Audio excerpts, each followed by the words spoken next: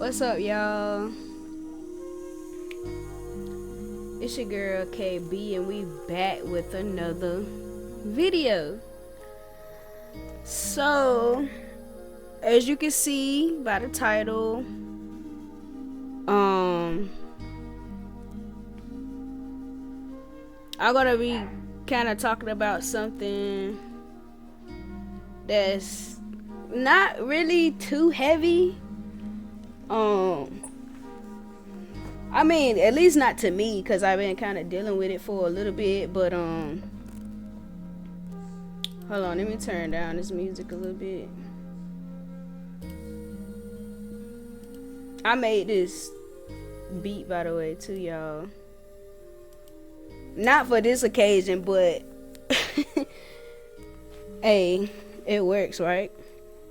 But we're gonna be talking about schizoaffective disorder. Why are we talking about schizoaffective disorder? Because I feel like it's something that needs to be talked about, and who better to bring awareness and understanding to the topic than me, somebody who lives with schizoaffective disorder and has been living with it since 2023. So as you can see by the template, I used Canva. It's a really great template. It's actually free too. And it just went well with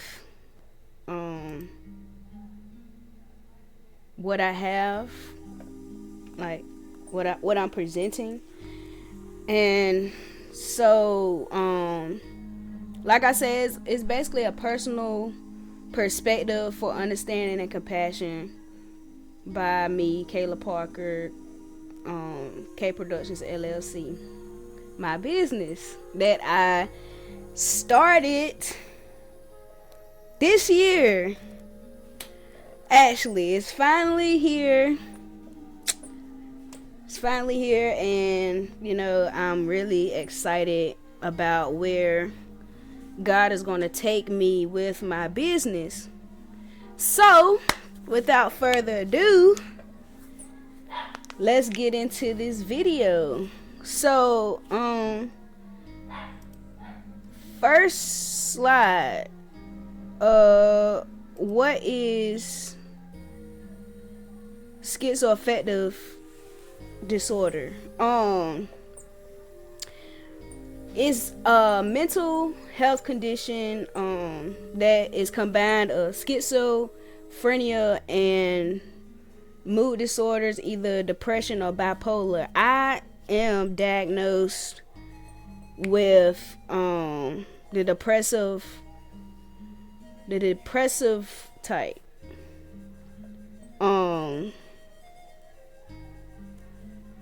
So what is that like? So with the schizophrenia piece, you have delusions, hallucinations, disorganized thinking. And with the depression, it's mood swings. One thing that I didn't add on here is like irritability. That comes with like the high emotions and stuff like that. Yeah, that's basically it. Living with it. So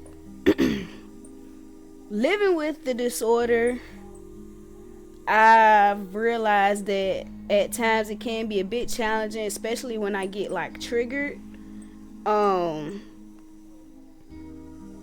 When I get triggered, it's like not really so unpredictable now, but like when I first like got triggered, like I would, how do I put it, like overreact.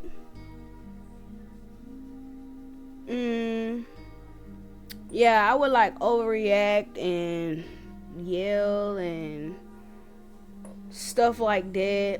It was a point in time where I thought like people was trying to kill me, so I was out of fear, I was like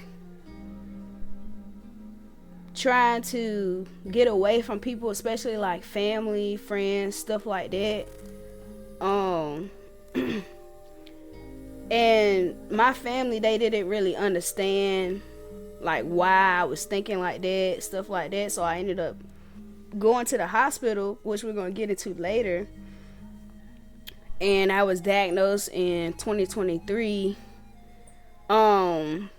Like I said, I thought people was trying to kill and hurt me. So that is what we call like a period of psychosis, like hearing and seeing things. When I first experienced psychosis, I was hearing like what, bruh, when I say I was really like hearing like voices like telling me to throw away my graduation cap and gown, and amongst other things that I don't really want to get into. But that was just one. Or like threatening my family members or something like that. Like that happened, all of that happened out of nowhere. Like not trusting family members, getting really irritated with them, having anxiety. Like it was really a lot. 2023. I do take medicine. I got my medicine here. I take 3 types of medicine. I take this venlafaxine. Hold on, I'm just trying to make sure. Like y'all might have seen it in my videos, but I take this venlafaxine. This is an antidepressant. It basically helps me like focus and stuff like that. I take trazodone. Like I don't know. Like y'all can see like trazodone. I'm gonna go back and edit the video, but I take trazodone. That basically helps me sleep. And I also take luridone. Right here, this is an antipsychotic that actually helps me fall asleep as well, but that mostly helps with the schizoaffective part, or like the schizophrenia part, like hearing things and stuff like that. So yeah, I basically take those 3. And you know, I've tried not taking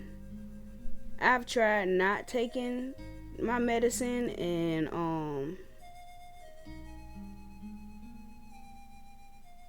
you know, I definitely feel like the difference. Like I can't go to sleep without it.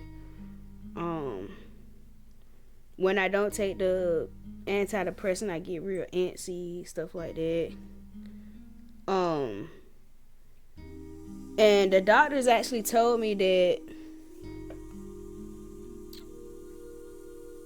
I was gonna get diagnosed within like 19 years old or like 22 years old, which is when I got diagnosed with it in 2023. So I honestly believe that, you know, before I went into like the major psychosis, like I was dealing with it before I was even diagnosed, because I was always high energy. Like if y'all know me, like in college or whatever, like I was always high energy. I was working out like every day, even after work. Like when I was working at Food Line, I would like work out right after that and be up like 12 o'clock, 2 o'clock working out. Like, bruh, that's not normal. So that's how I live with that. I'm still me. I've been living with this since 2023, like I said, and so far, like I've been in three mental facilities. I was in two the first year that I was diagnosed, because like once you like, bruh, once you like, it's like a whole new lifestyle change. I know I'm kind of skipping like all over the place, but the diagnosis is a part of me, is not all of me.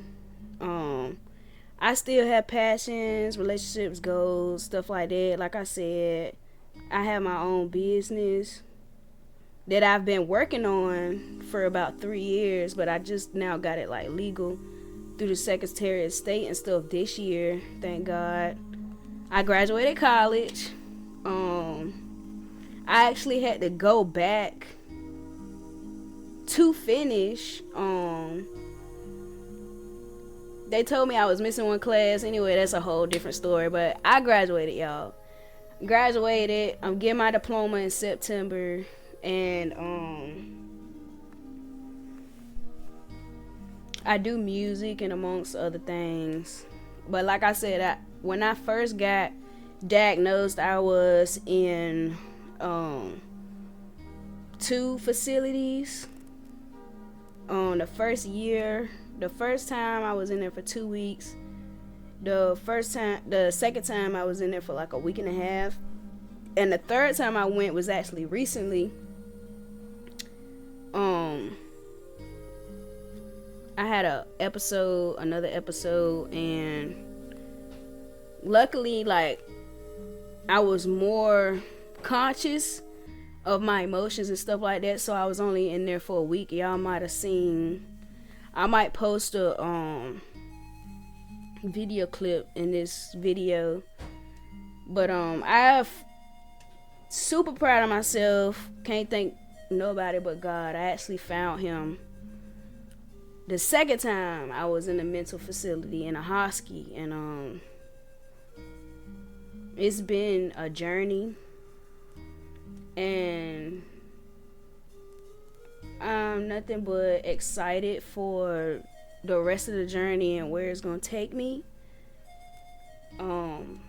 So yeah, I'm still me. I'm not broken or anything.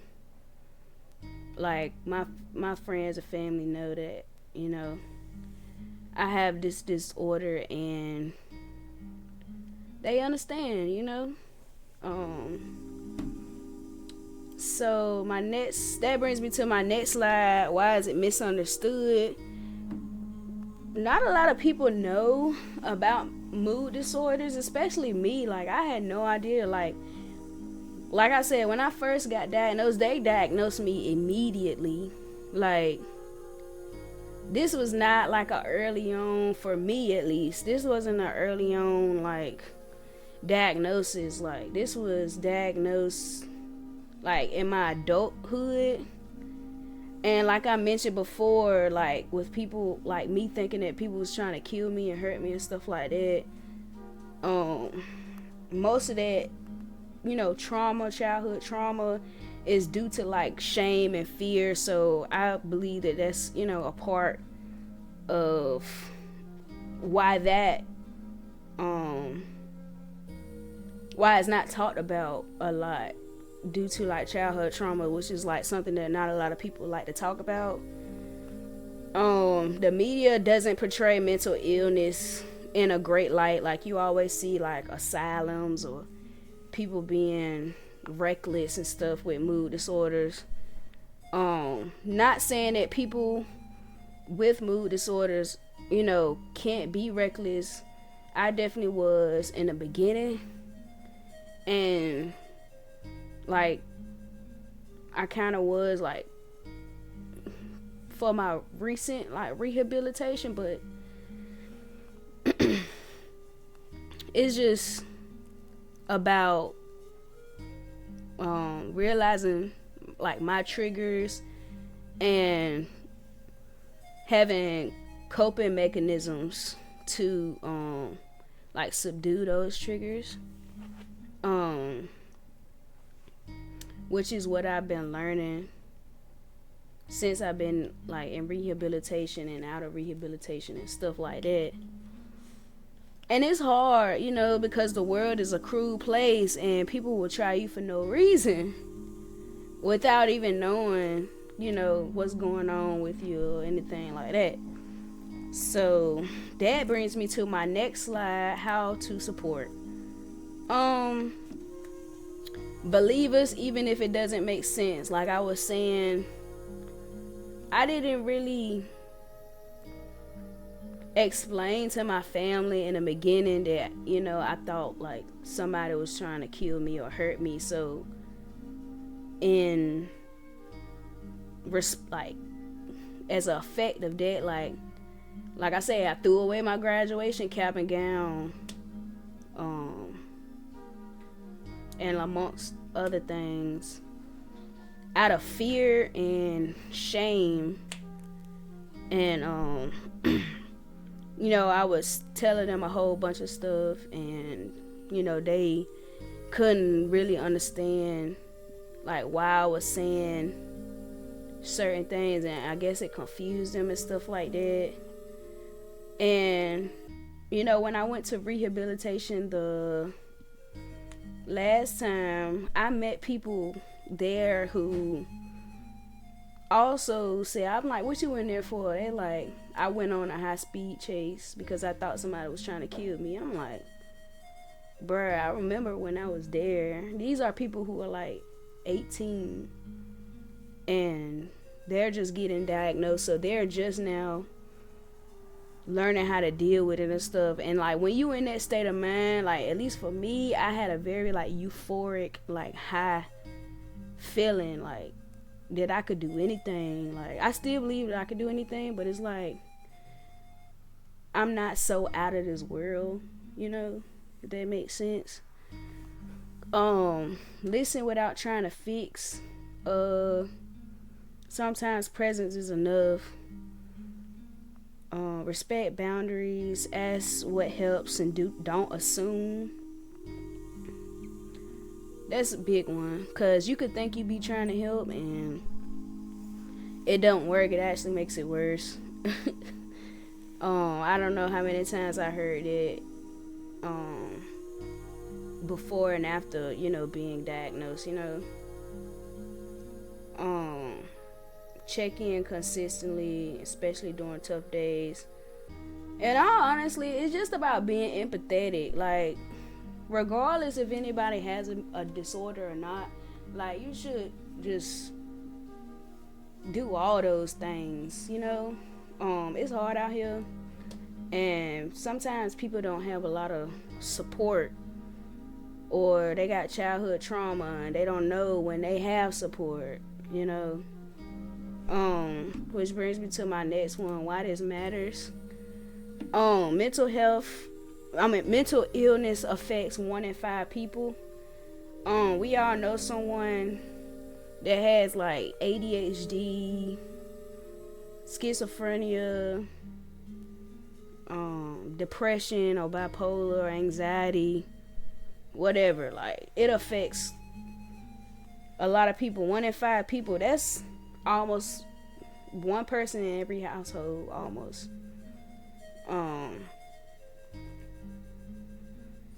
And when you understand how to like defy the odds and reduce stereotypes and fear of stuff like that, like, it shouldn't be shamed. Mental illness shouldn't be shamed. Do your research, before looking on social media and stuff about it. Ask questions. Celebrities with bipolar and depression like Pete Davidson, Demi Lovato, Mariah Carey, and Kanye, like, it's people, even though Kanye said he probably didn't have a mood disorder, but I mean, people, that's what I seen on Google, okay, so don't quote me, but it's people out there with mental illness, and part of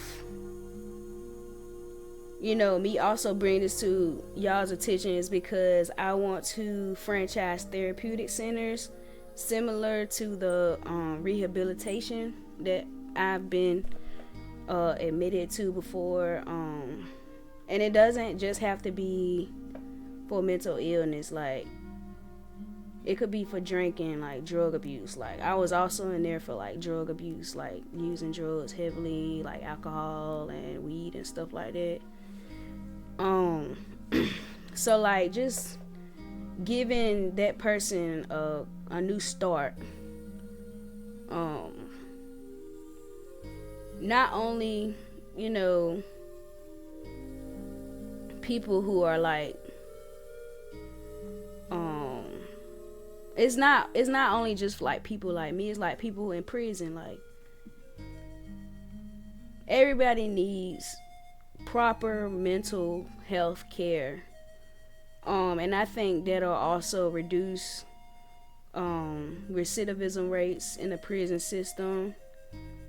And we should focus more, I believe that we should focus more on rehabilitation instead of punishment.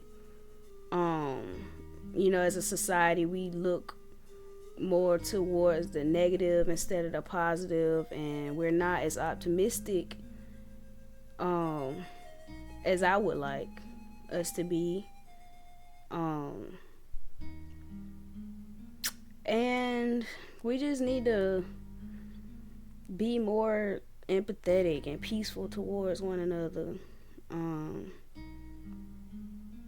And not a lot of people are gonna agree with that, because now I was talking to my friend Ricky, and we was just talking about how like the world just thrives on negativity and putting each other down and beefing and all of that, and it gets you nowhere. Like, it literally takes more energy to do negative than it does to just be disciplined, So anyway,